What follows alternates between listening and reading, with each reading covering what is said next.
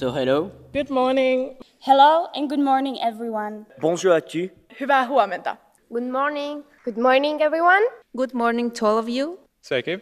Labdien. Labas rytas. Good morning, dear colleagues. Și bună dimineața. We would like to wish you a very good morning here at the European Parliament. Díomh a agraha a hoscóir agus na bhúntóirí. Ladies and gentlemen, we decided to explore and debate about involving young people in European Union. So we encourage you to vote, if you are able, to dismay, or in next elections when they come, because we can't expect changes without actions. Don't be euro-phobic, be euro-phoric. Thank you. We're not gathered here today just to represent our countries. We're here to represent the Europe of tomorrow. Because we, the European youth, are the future. And as the Greek writer Nikos Kazantzakis said, to be young means you want to change the world. Κι που κατέχει και μιλεί με γνώση και με τρόπο, κάνει να κλαιν και να γελούν τα μάτια των ανθρώπων.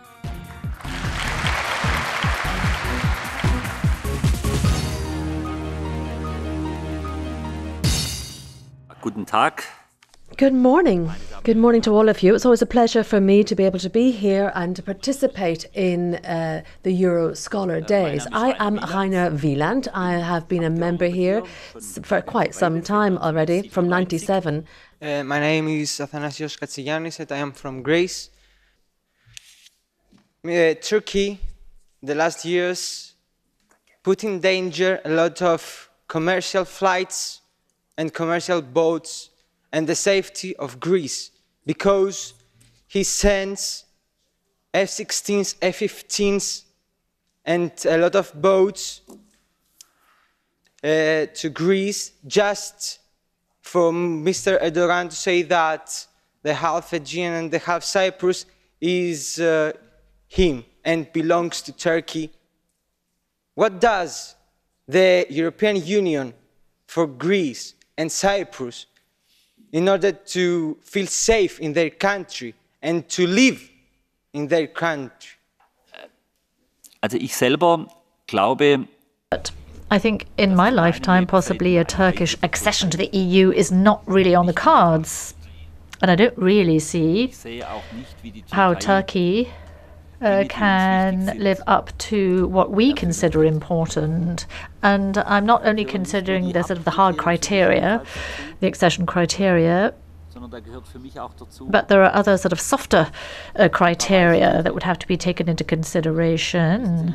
I was born in 1957. I didn't experience the war, but I did experience how difficult it was for German society to actually call the Holocaust by its name. I did see how difficult that was. And the minimum that we have to expect as a European is that a country that joins the EU not calls things by their name. I'm thinking about the genocide against the Armenian people, for example. Turkey has to be able to call it by its name. Now, when it comes to the accession criteria, my own personal accession criteria, I don't think Turkey would be in a position to fulfill those criteria. Now, you talked about the situation in Cyprus. Now, my brother has been living on Cyprus, the island of Cyprus, for many years. And in the German interpretation, at least what I heard was, the northern part of Cyprus is a part of Turkey. Well, it's not.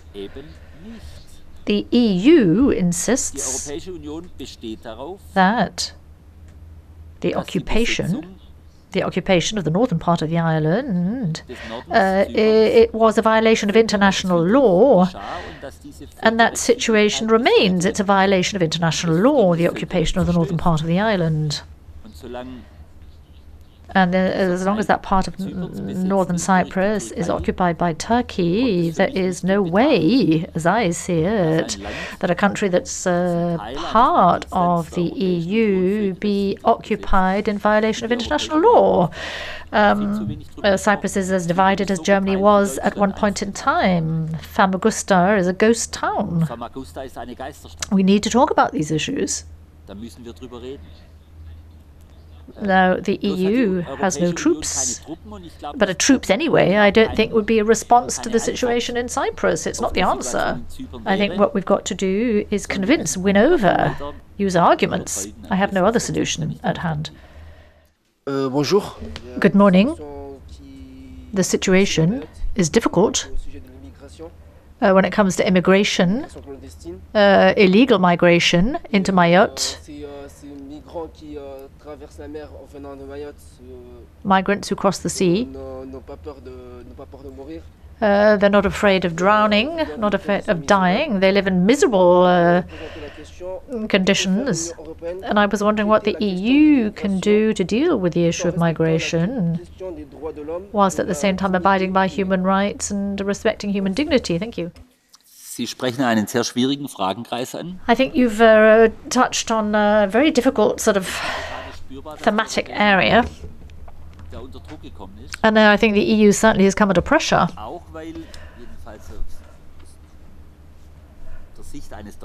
I mean, seeing things from the perspective of a German citizen, I think too few countries are prepared to share migrants around in an equitable manner. I think my own country has taken on considerable responsibilities when it comes to letting migrants in. Other countries likewise, but some countries are closing their doors. So I think what we need to do is ensure greater awareness, even if I don't like the policies, greater awareness of the fact that it's a national electorate what votes politicians into office. I mean, the French president is elected by the French electorate, not by the German electorate. The German chancellor's been elected into office by the German electorate and not the French electorate. So I think that needs to be taken into account. But there's one thing that's also equally clear, and that is that the EU defends a certain number of values, stands by those values. And when people are being persecuted for political or other reasons, then we need to protect people who are fleeing warfare, for example. But it is very difficult to afford everyone a possibility who says, well, I want to go in search of a better life for myself and move to a different country. Europe's not going to be in a position to solve all the world's problems when it comes to migration. And problems of Dar es Salaam are not going to be solved in Dortmund, for example. And the problems of Kigali in Cologne. So I think we have to assume responsibility for the fact that in countries that migrants want to leave in search of a better life, that they are afforded better conditions there. I think we need to afford people protection. But I think we've got to know where our limits lie and say, well, we have no possibilities above and beyond what we're doing. I think we're not going to be in a position to solve all the world's problems, because I think we lose the confidence of our own electorate that we are in a position to deal with their problems. And I think first and foremost our responsibility goes to our own electorate, our domestic electorate. But I think people who set sail and find themselves in danger on the high seas, I think they need to be rescued. That's a Christian duty, but I think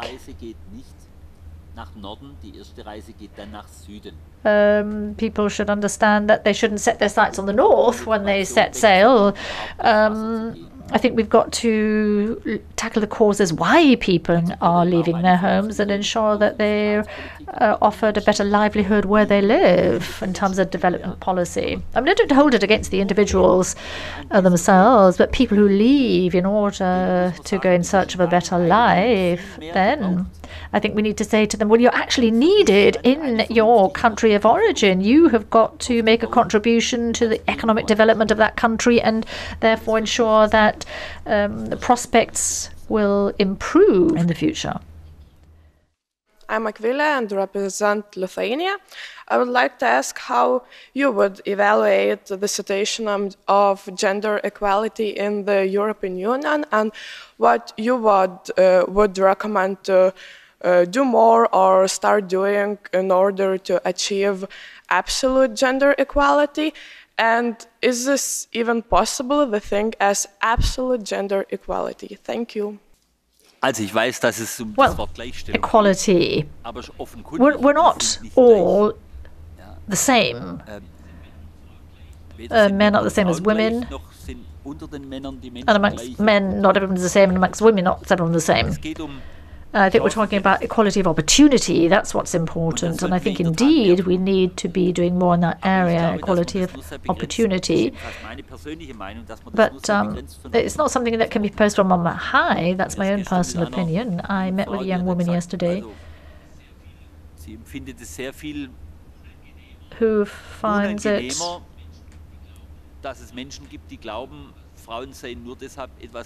who find it difficult that women really have only acceded to positions of authority because of a quota system.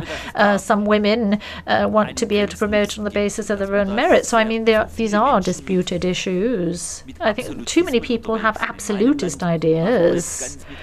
In my own country, there's ranking systems, rating systems. But I think if that improved the world, then we'd know it by now.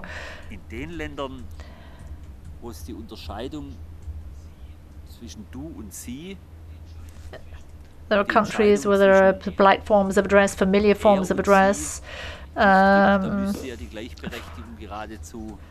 and female forms of address. I think a lot of discussion, to my mind, is exaggerated. I think we need to look to the reality.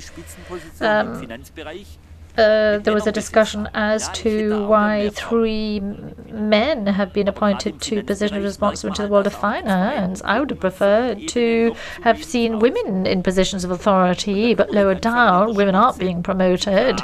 I think things have got to start really sort of from the grassroots level. From professional circles, women need to be promoted. We need to see women coming into politics from other circles. In journalism, finance. If you go you got an operation for appendicitis, we're going to have someone coming in who's come from a different field, hasn't necessarily the medical experience required. I mean, we wouldn't want that either. I don't think we can change things overnight, but I think what is important is mutual respect. I think very often that is absent, in particular in the area of migration. I think the notion of mutual respect is very lacking.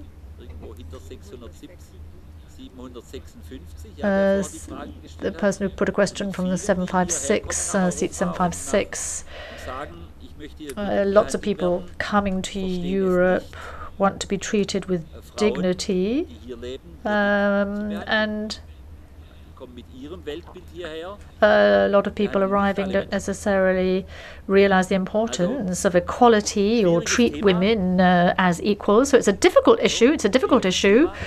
And I think it's certainly an issue that we need to tackle. But I can't go along with everything that is being promoted or it's emerging from the sort of mainstream in this particular area. We cannot be stuck in our old ways, and we cannot use the ideas of those before us without using the ideas of ourselves. Every day you can make a change as a person sitting here. There is no one too small or too insignificant to build a better future for all of us here. Ways you can make this possible is turning off lights when you leave the room or installing sensor lights, not leaving the tap running when brushing your teeth, turning it off to save water. I do also believe that the EU could implicate more funds into these issues such as climate change and global warming. and help research from scientists to find easier ways and more efficient ways to combat these issues. Just speaking from a personal, my school, Mount Sackville in Dublin, Ireland, has just recently launched a biodegradable bottle, a plastic bottle, and every student has received one free of charge. When you put it into the ground, it biodegrades over the course of 5 years. I do believe this could be implicated into every school, and that way everyone is making a little change without even realizing it by something so as small as a bottle. We have to educate everyone, and those younger and older than us. Many old people may not believe that global warming is an issue as it's something that has never affected them, but it is real and it is happening now, so we must think and act fast. How Islamic terrorism could cease to exist and at the same time gain national independence. Now this might sound tricky, but follow me for a second. As a whole, we decided that we should emphasize on solving the actual problem and not just fighting its results. Thus, being dependent on other industries causes the EU to be financially controlled. Having military NATO bases is against the European principles. Is it possible for a peaceful institution, such as the EU, to promote a war machine, such as NATO? It is in our duty to recreate, with all countries equal to each other and fully dependent, we could provide. Each country can be a part of a greater mechanism. We could be actually independent, a European mechanism.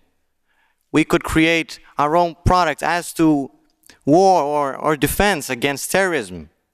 And we would no longer need America.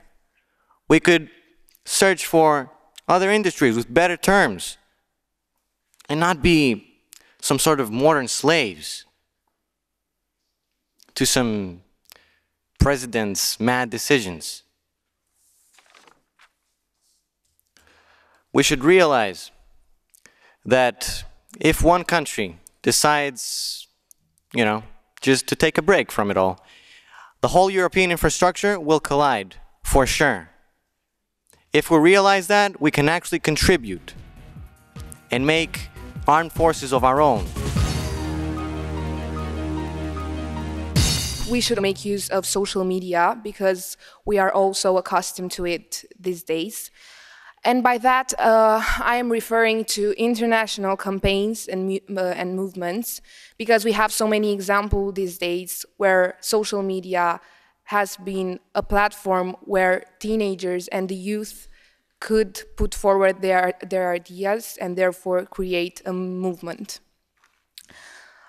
This way, we can also empower each other's ideas, because we have the power and we should know each other's opinions. The second point of our report is alluding to youth changing Europe. It is no secret that teenagers are not keen on political campaigns, such as, for example, voting on the European elections this year. And we may ask ourselves why. Because perhaps they are not accustomed to the formal procedure. So I believe that it is the society's duty to make voting compelling. How can we do this? First of all, students should be given the opportunity of taking part into projects such as the one we have given the opportunity today. Because I think that everyone can agree with me on the fact that a simple debate can trigger hundreds of opinions, and therefore we can state that today was a motivational and inspiring day. First of all, is emerging on a global scene as a superpower. So we should maybe put aside all of our differences and try working together more and more to rival current world superpowers that are People's Republic of China and United States of America. We can do that by sharing technology, encouraging our scientists to work together more and more, and establishing more joint European projects. Second proposal is sharing of different qualities between our nations, we should promote certain qualities among member states. For instance, the main example we've came up with today was Finland's educational system, which is considered quite good and healthy, and we should try enforcing it around Europe by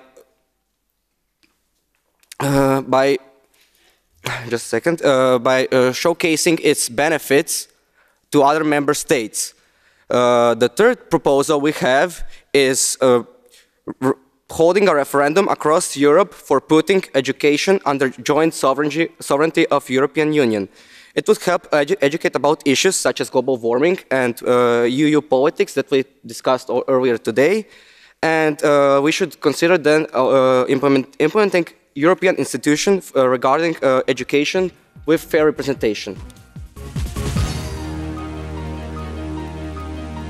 As we can see, we have in Europe aging societies and a very low birth rate.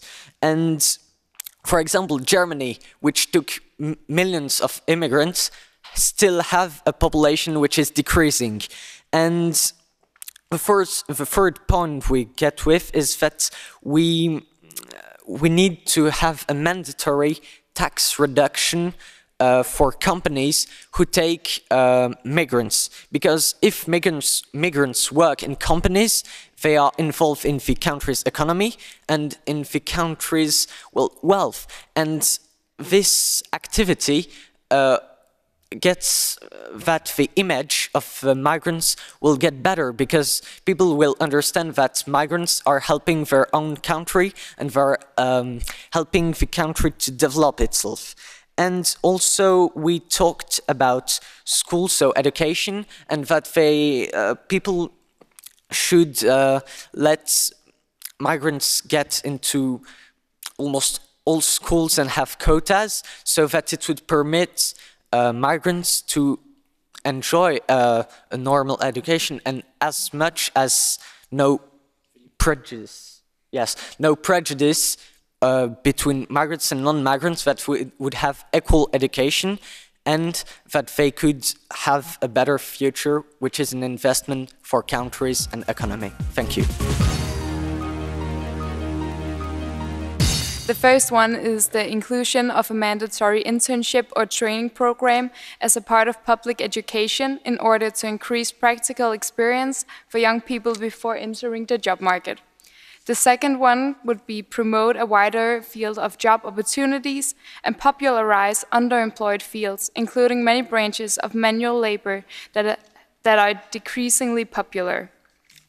And the third one we came to is encouraging EU nations to offer large companies a tax reduction in favor of employing a higher percentage of young people. And all these solutions could actually be implemented in all EU nations. They're not necessarily specific to the employment rate in the countries with the highest unemployment rates. Because another thing we largely discussed was also the geographical aspects of this problem. Since this is a problem that is definitely more specific to different nations, some nations have a really big unemployment of young people issue, and other countries doesn't really have the same problem. So we kind of really forced everyone in our group to look beyond their own borders and see things in a wider perspective, and really try to look how we could solve this problem for all of Europe, and these are the solutions we came up with. Thank you.